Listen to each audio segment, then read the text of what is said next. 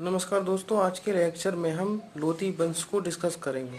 लोधी वंश का जो कार्यकाल था वो था 1451 से लेकर के 1526 तक। पूछा जाता है कि लोधी वंश के जो शासक थे वो कहाँ के थे, तो अफगान मूल के थे। स्थापना किसने की थी लोधी वंश की, तो स्थापना की थी बहलोल लोधी ने। और बहलोल लोधी का जो कार्यकाल था वो था 1451 से लेकर के 1489 तक। ठीक है। बहलोल लोधी के बाद में लोधी वंश का जो सेकंड शासक आया था वो था सिकंदर शाह लोधी या सिकंदर लोधी।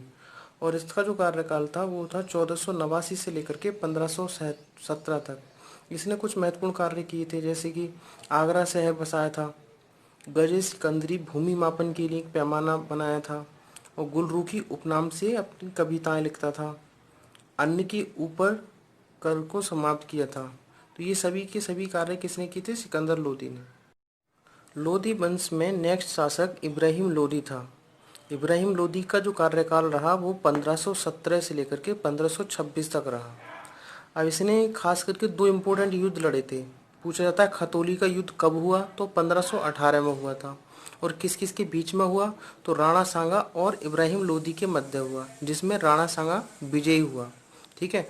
दूसरा इम्पोर्टेंट युद्ध जो इसने लड़ा था, पानीपत का प्रथम युद्ध, ये हुआ था 21 अप्रैल 1526 को। ये किस किस के बीच में हुआ था, तो बाबर और इब्राहिम लोधी के मध्य हुआ था।